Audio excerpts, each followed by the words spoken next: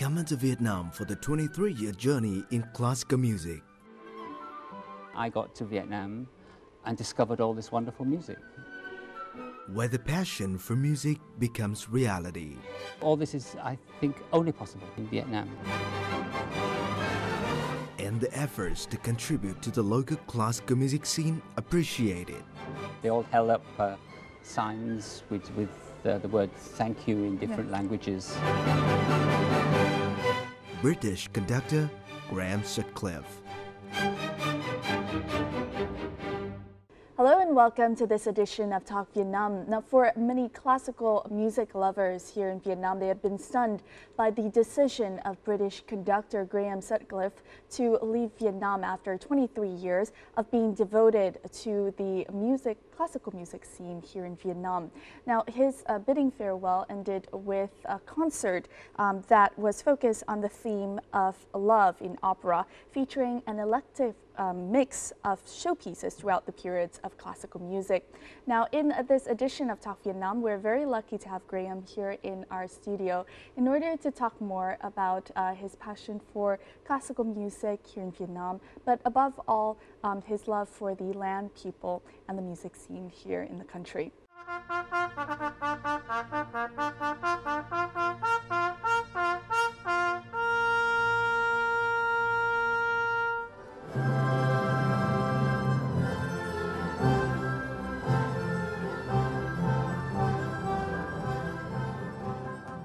Conductor Graham Sutcliffe and the Vietnam Opera and Ballet VNOB played to rapturous applause once again at the Hanoi Opera House. He's great, really. He seemed to have the orchestra in the palm of his hand. Everybody was looking at him rather than the music. Entitled Aspects of Love, this final performance by Mr. Sutcliffe before leaving Vietnam was highly charged with energy and emotion, turning it into one of the most memorable performances for both artist and audience.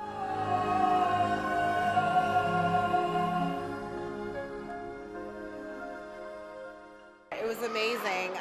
I've only been in Hanoi for 4 months, and I can't believe that there's such an amazing art culture here, and that there's a whole set of people. I mean, a whole set of performances here that that everyone can come and watch.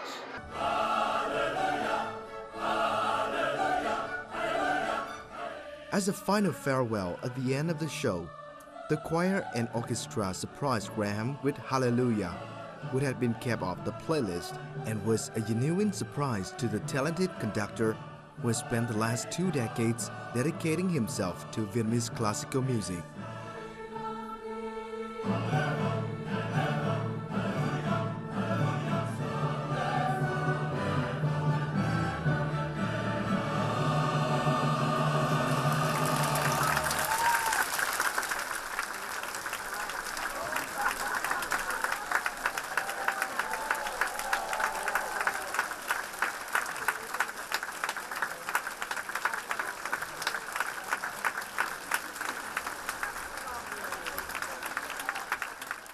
Hello, Graham. Hi, Yes, nice to be here. Thank you very much for joining us.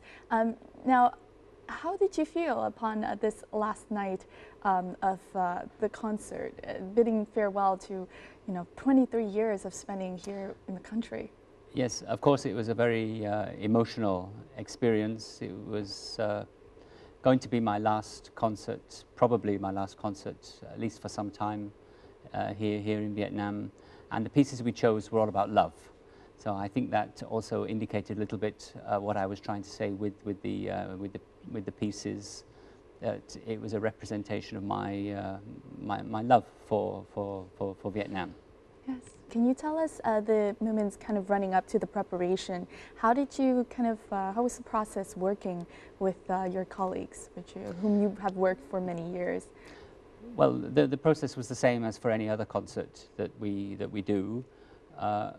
Last night's concert was also quite special because most of the pieces that I suggested were not solo pieces where one singer sings together with the orchestra, but where two singers sing, or even three, or the final piece that we did was actually six singers singing, all with their own part, but singing together.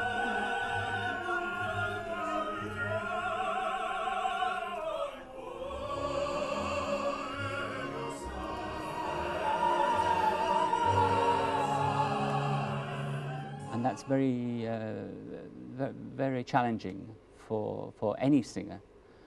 There were, I think, a couple of pieces, as far as I know, were being performed last night for the first time.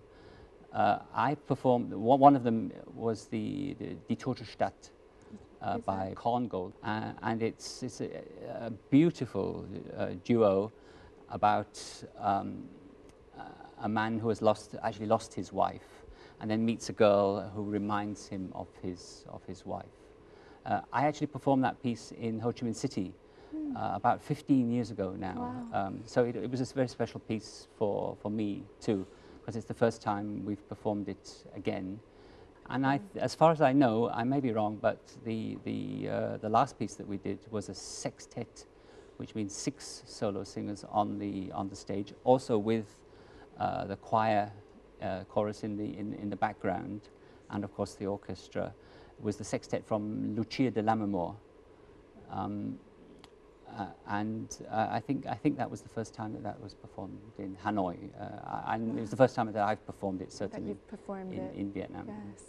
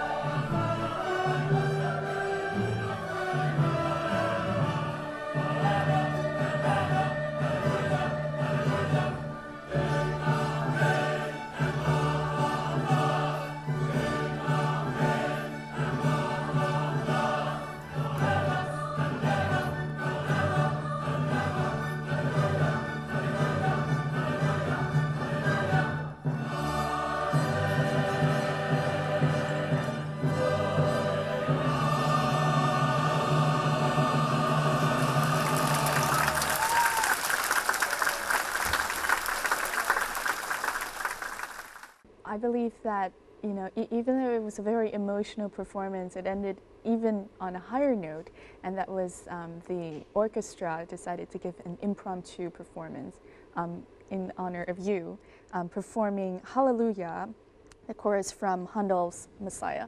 That's right. And that's, you know, how did you feel upon realizing that this surprise? Of course, I was very surprised.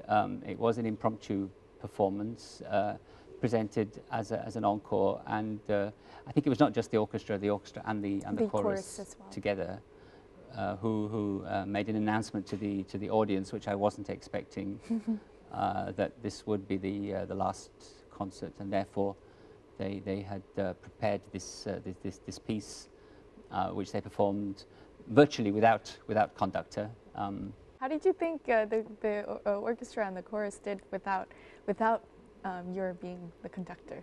Oh, I think they did very well. I would have done it a little bit slower than they did. They did it very quick, but no, it was wonderful, a wonderful piece, and it was a wonderful end to this period in my life. They all held up signs with the word "thank you" in different languages as well, which was also very, very touching. Yes. Yeah. And of course, they presented me with flowers. I had to have almost 2 taxis to get home with all my flowers. Yeah. Yes, very emotional. It was a very, very emotional finale. Yes.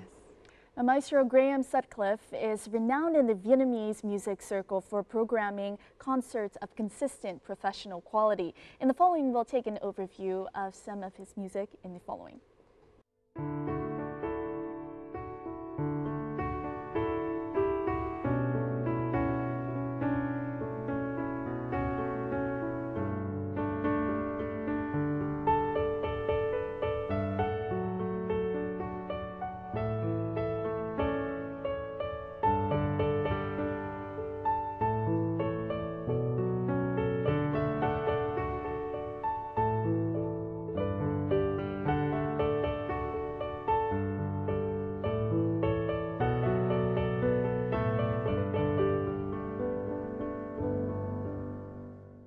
How did you go from being an English teacher to kind of getting into the classical music scene or the music scene in Vietnam? Teaching music is actually what I do. I studied music in the UK as a teacher, but when I came to Vietnam, I came essentially thinking I would be teaching English again, and then I got to Vietnam and discovered all this wonderful music. Even in those days, Yes, there was where a about? lot. Well, I actually, the first time was in a restaurant. Yes. There were some people playing the violin in a restaurant, and they were really, really very, very good. And I was very surprised and went up to try to talk to them and asked them where they'd studied, and they told me about the Conservatory of Music. And so I asked if I could go to the conservatory, if they could help me to go there. And they did that, and I met the director of the Conservatory of Music, and we had a long chat, and I told him about my passion for music, and I was invited to go and play with because I played the violin, Yes. and I also did more conducting Yes. as well. I started conducting Yes. I believe more. you got a group of people together, and then A bit later, this was the final step. Yes. I got a group of people together, but that was outside of the conservatory. Yes.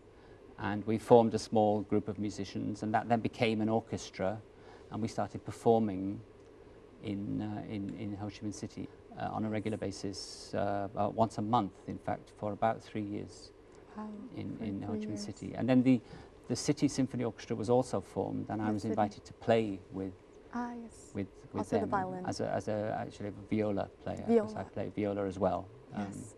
And so I was one of the founding members, if you like, of the Ho Chi Minh City Symphony Orchestra, Symphony which is still Orchestra. playing now. Yes. You've been with the classical music scene here in Vietnam since, we could say, the first days. How have you seen this field develop in Vietnam? I think there's been a huge development.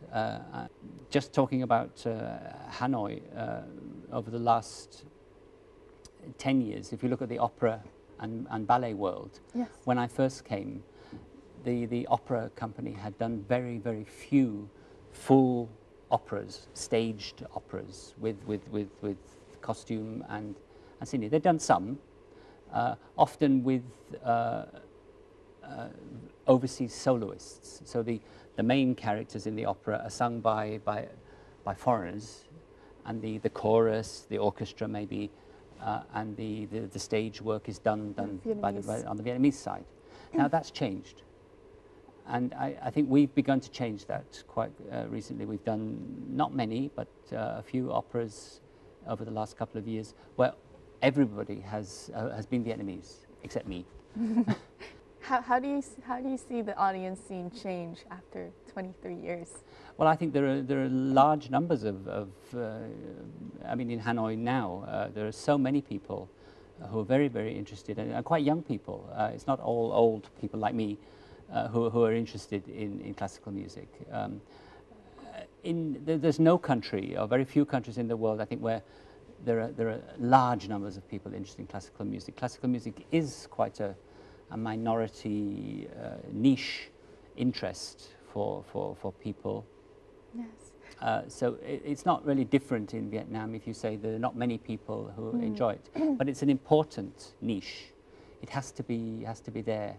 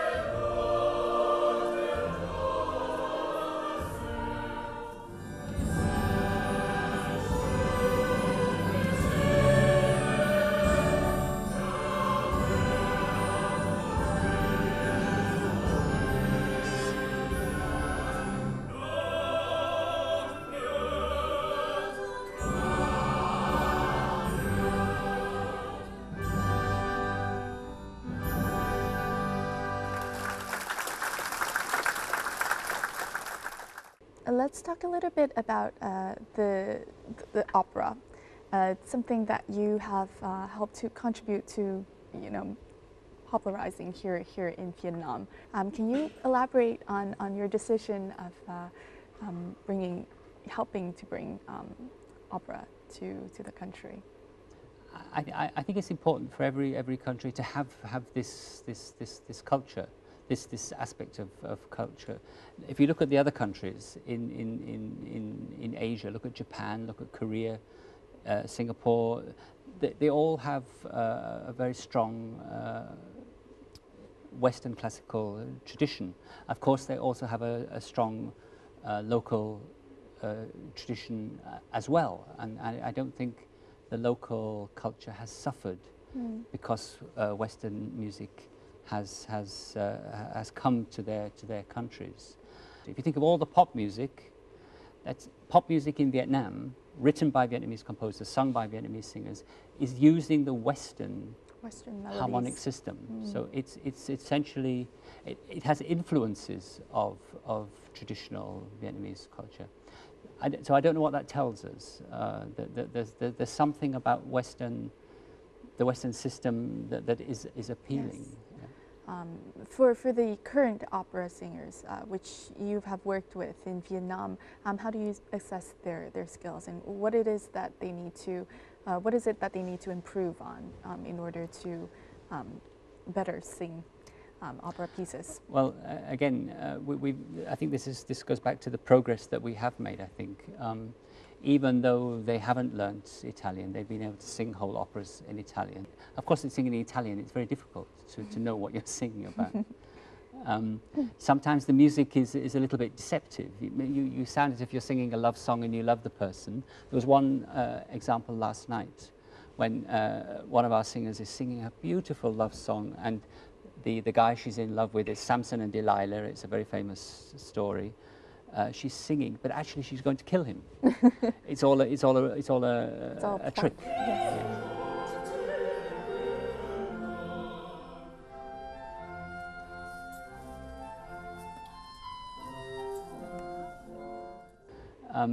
But she has to understand that, because that will affect a little bit the way she sings and acts in particular. And he has to be completely unaware, because he's totally in love with her. But if they have no idea about the words or about the context of the song they're singing, it's not as effective as Exactly. it should be. So we are very. I try to be as thorough as I can in preparing the content of the songs when we sing them. Exactly.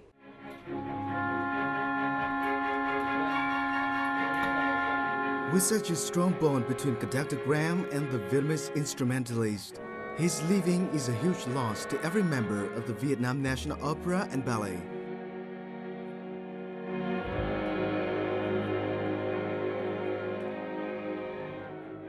Mrs. Ngoc has worked with Graham for more than 10 years, and she appreciates what this English musician has done for her in the symphony orchestra.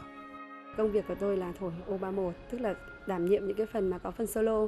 Thì tất nhiên là cũng gặp những cái câu rất là khó và thị tấu ngay lập tức, thì nhiều khi là mình cũng bị sai hoặc là bị gì đấy, thì anh ấy không bao giờ là tạo áp lực cho mình để mình phải căng thẳng mà không làm được công việc của mình, mà lúc nào anh ấy cũng rất là nhẹ nhàng và cũng chu đáo, rồi có thể là tập riêng. Thế nhưng mà để cho mọi người có thể là tốt hơn công việc của mình chứ không bị căng thẳng. 2, 3. Yếu lông luôn. Đúng rồi. 1, 2, 3, 1, 2. With his own enthusiasm for music and great love for life in Vietnam, Graham inspires everyone he meets. He has left deep impressions both as a talented conductor and as a close friend.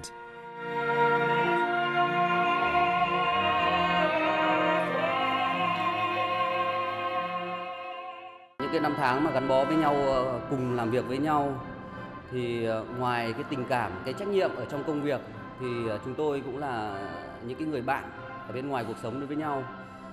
Tất cả mọi chuyện vui buồn chúng tôi đều có thể chia sẻ với nhau. Graham thì rất hợp với phong cách của những cái nhạc công Việt Nam. Anh cũng đã ở đây lâu và anh hiểu được tâm tư, nguyện vọng của từng nhạc công một ở trong dàn nhạc. Đấy là cái điểm mạnh của anh ấy. After a 23-year journey through classical music in Vietnam, Graham finally has to return to his home country. But forever in the heart of the Vietnamese musicians, the image of a hard-working artist, a person they call friend, will never fade.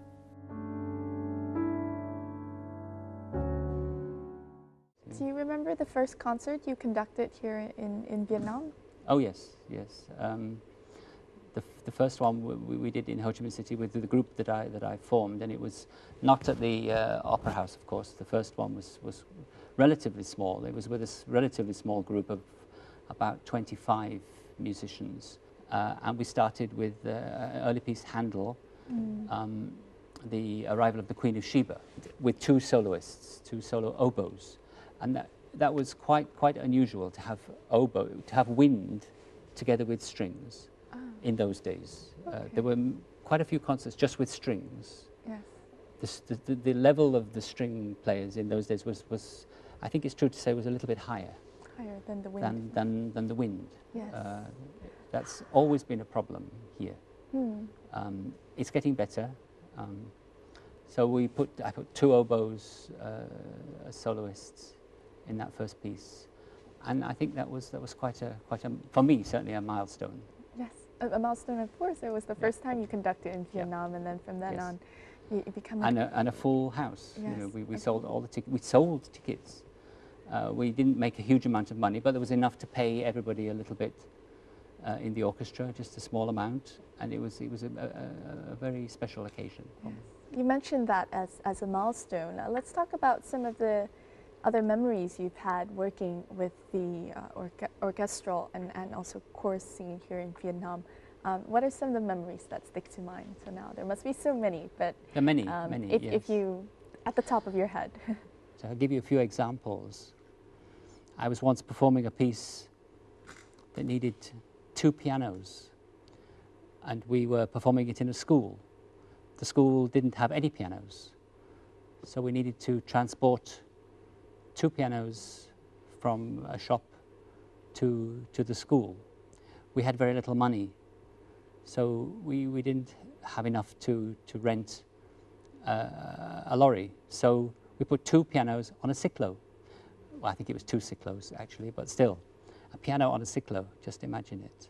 Everybody here, of course, travels by motorbike, but imagine what do you do if you're a double bass player and you have to go to a rehearsal with your double bass? Well, of course, in Vietnam, it's no problem. You ride your motorbike and you carry the double bass somehow, somewhere, and it works. There are many, many examples. Maybe a final example would be we're performing a whole opera.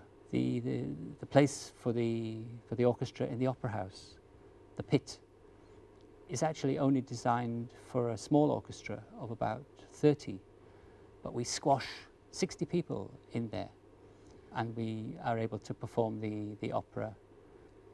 All this is, I think, only possible in Vietnam.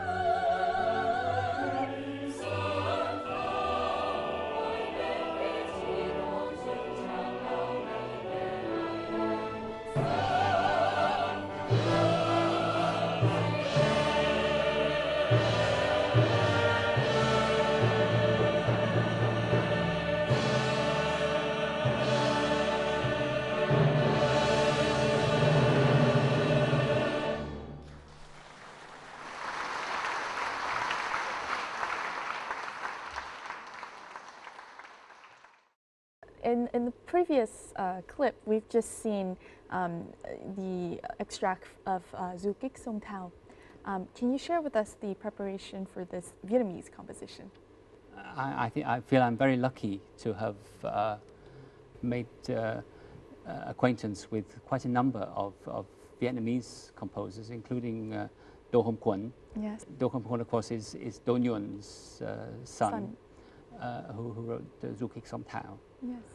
And we've talked about that. I've talked to also members of the course to make sure that I understand where that piece is coming from. Now, in terms of the Vietnamese compositions that you've worked with, other than Du Kích Sông Thao by Do Nguyen, there is also Chim Ưng by Đàm Linh, Mở Đất, and Rhapsody Vietnam by Do Hom Quân. What do you think of working with Vietnamese compositions? Is there a particular piece that you hold close to your heart? I love conducting Vietnamese music because I like to. I can see very clearly, I think, how the two cultures often come together, because I can see that composers are very interested in bringing Western system together with the influence of Vietnamese traditional music. So I know some of Do Hom Quân music uses a lot of the rhythms, which are very special from Tây Nguyên, and you can hear that, which you don't normally get in classical music. So that's a very, very unique feature of some of the music. And of course, my teacher, one of the first Vietnamese composers that I conducted, was some of the very clever pieces, I used to think, well, I do think, by my teacher Quang Hai, who died just last year. He has a strong Western influence, but he performed some very unusual works, which are actually very funny. And there's a little bit of jazz in there, and usually for some quite unusual instruments. So we performed his xylophone concerto. He does a lot of concertos for traditional Vietnamese. So he's written concertos for traditional Vietnamese instruments, like the Dan Chan, the Dan Nguyệt, which is accompanied by the Western orchestra. Yes. And I really enjoyed playing those pieces too.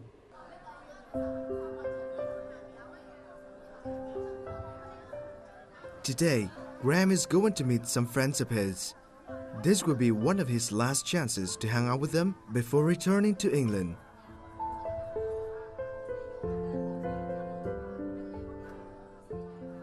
Though some of these artists have not worked with Graham for years, they still want to come and say goodbye. Sharing a passion for music with Graham is an experience that they will never forget. Thực ra thì em đã rời khỏi nhà hát cũng một thời gian, nhưng mà vì tình cảm anh em quý mến nhau nên là vẫn giữ liên lạc và thỉnh thoảng vẫn gặp nhau. Cái vở đầu tiên là vở em cộng tác với anh Graham là vở Pagliacci, và cái vở cuối cùng mà em được cộng tác với anh Graham là vở Carmen. Chắc chắn là em sẽ luôn cổ vũ và cho những cái vở mà anh Graham làm việc. Ngoài những cái công việc mà hàng ngày làm ở nhà hát thì các anh chị em trong đoàn còn cùng nhau đi ăn, cùng nhau đi chơi. Nói chung là rất nhiều kỷ niệm với anh Graham. Nếu mà anh ấy về thì bọn em rất là tiếc. Every party must come to an end. Soon, Graham and these friends will have to part. But the bond in music and life will keep their souls close, no matter how big the geographical distance between them.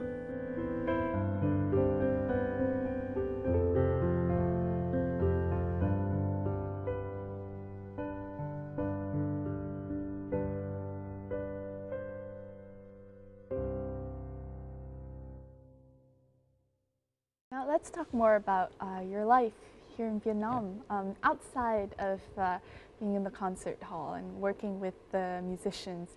How have you adapted to life in Vietnam? You've been here for 23 years, and in the past report, your friends have said you're basically Vietnamese. Yes, well, I feel very comfortable in Vietnam. Of course, when we say Vietnam, Vietnam that I came to 23 years ago is different from the Vietnam today. I just feel very, very at home here. I feel very, very happy here. Any challenge in adapting in the first days, and the cultural shock, perhaps? I would like to think that I'm a very open person. I'm very interested in different cultures. So maybe slightly less of a challenge for me, I hope, than some other people. I love the food. Yes. I could eat Vietnamese food forever. Yes. Well, while we're on the subject of food, unrelated, of course, but many of your friends have noted your wonderful skills in speaking Vietnamese. So, ông có thể chia sẻ một chút là ông đã học tiếng Việt ở đâu? Tôi học tiếng Việt ở thành phố Hồ Chí Minh, trường Đại học Tổng hợp.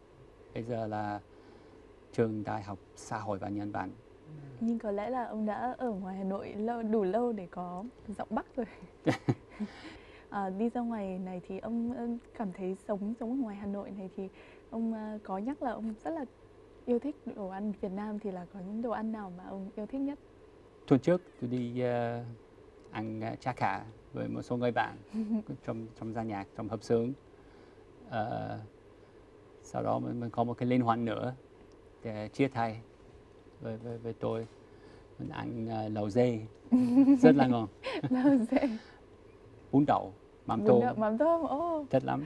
Ông ăn được cả mắm tôm là rất là giỏi rồi. Tôi nghĩ rằng là những người bạn ở Anh của ông sẽ rất là ngạc nhiên, và đặc biệt là những người Việt mà sống ở Anh nữa sẽ rất là ngạc nhiên khi mà được nói chuyện với ông, cũng như là được ông chia sẻ là thích ăn lẩu dê và bún đậu mắm tôm.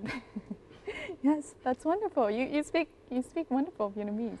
There's actually one phrase that the Vietnam National Opera and Ballet associate with you. It goes "nhìn chỉ huy." Can you elaborate on that? That's probably a translation of a phrase from another conductor. Yes. A very wonderful Japanese conductor who used to work with the orchestra regularly, Mr. Fukumura, and his catchphrase, if you like, was "Look at me." Look at me. Yes. See? So I think the Nhìn chỉ huy yes. is probably look at the conductor. Of course, the musicians must look at the conductor. Yes. I always say they have to have two eyes, but the two eyes have to work independently. Yeah. One eye looks at the music, and one eye looks at the composer. And but they have to. That's the purpose of the conductor.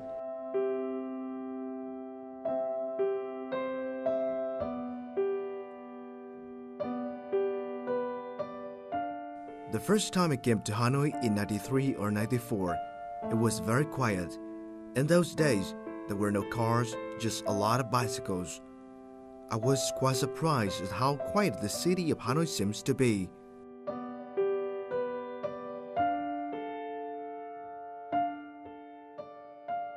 "51 Trần Hưng Đạo is the headquarters of several associations, the Musician Association and the Film and Theater Associations as well. I often went to 51 Trần Hưng Đạo to talk to the head of the associations about the projects that we had in mind.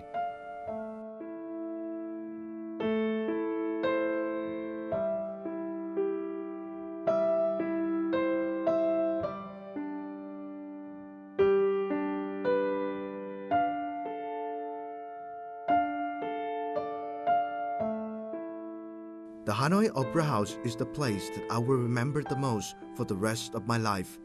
It's very meaningful to conduct there, to stand there with so many famous people. It has been a very great experience. I have lived in Vietnam longer than any other place in my life, including England. Now I have been in Vietnam for 23 years, so it's a very important part of my life. It has changed me, and I'm sure I will never be the same for it. So it has influenced me a great deal.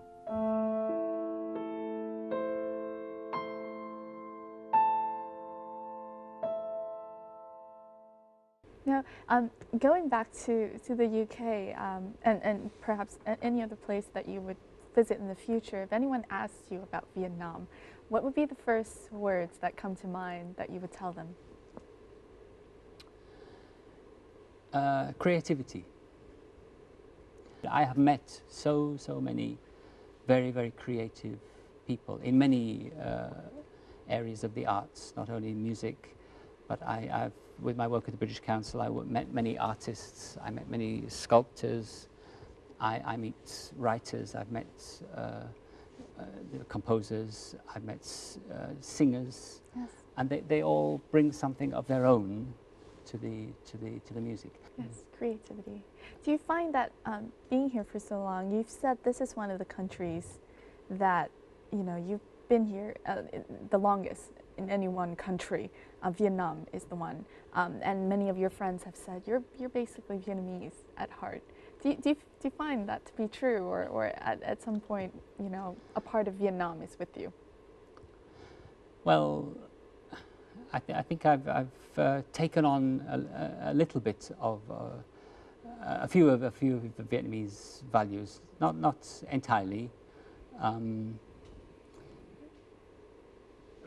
But now, I mean, the reason I'm going back is because of my family. Essentially. There are other reasons, but that's one of the big reasons, and I feel maybe that's a little bit of my Vietnamese coming through a little bit. Yes. That I feel a very strong bond now that with my mum, because I know she's alone, and feel I need to be with her, and I see, of course, that every day in Vietnam, that the families are much closer. Yes, one of the important Vietnamese values. Now, you've mentioned once, or maybe many times, that there's nowhere like Vietnam. What will you miss the most here? What will I miss the most? Oh, I miss the food, of course. Even though there is a bit of Vietnamese food in the UK, but it doesn't taste the same in London. It tastes a bit different. But no, I just think I will miss the vibrancy of Vietnam. Vietnam is a very young country. I don't know what the percentage is these days, if it's 50 or even more these days, of people, the population of Vietnam, is it 50% are under 30 years of age, maybe more. And that makes Vietnam a very, very young country, a very active country. Everybody is always doing something, they're always busy, they never sit down, they never, and that's very different from where I come from. I will miss that, because I've learned to enjoy that, this activity, this energy. It's a very energetic place. Yes. And people, I think, are generally quite optimistic in Vietnam at the moment. If you look around the world, if you go to England, that's one of the things I'm dreading most about going home, to be honest. They're very pessimistic at the moment about the economy. It's all getting worse, and it's very difficult to live, and how can we afford this? But it's always like that. It goes in waves. Sometimes it's good, sometimes it's bad. But in Vietnam, it's always it's going up. It's getting better, and it's been getting better for the last 20 years, I think. And so that shows in the people. It shows in people's faces. And of course, life is still very difficult for some people in Vietnam. I know that, particularly for artists. Some of the poorest people, I think, are artists these days in Vietnam. So what would you wish for those artists, and particularly for your colleagues, the musicians, the music teachers you've worked with, the ballet company? I really hope that the Vietnam National Opera and Ballet becomes a very important organization, as I think the National Symphony Orchestra is becoming. As far as I know, even the National Symphony Orchestra, the salaries are very, very, very low. So I hope salaries will increase, and that the musicians and the artists can devote their lives entirely to the art, which I know most of them are very passionate about. Watching at home now are many of your colleagues, your friends, both in Ho Chi Minh City and Hanoi. If you can just talk to them right now. I mean, you're leaving very soon. What would you say to them? I think the your farewell most important note. thing is to say thank you to to all my friends everywhere in Vietnam for giving me 23 wonderful years in Vietnam. I'm very, very passionate about music, and I hope that if just a little bit of that passion has also transferred to some of my Vietnamese friends, then I will be very happy, and I'm sure it has. I know a lot of their passion for music and also for life has transferred to me, and I'm very grateful for that. Yes. Well, thank you very much. Thank you.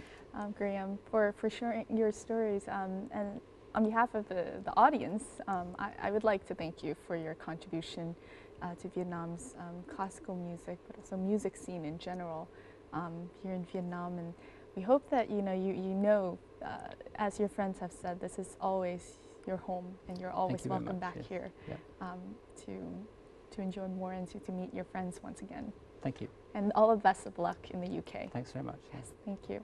Thank you.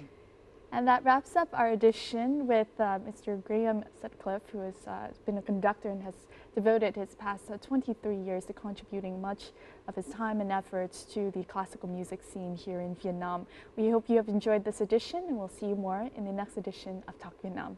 Goodbye.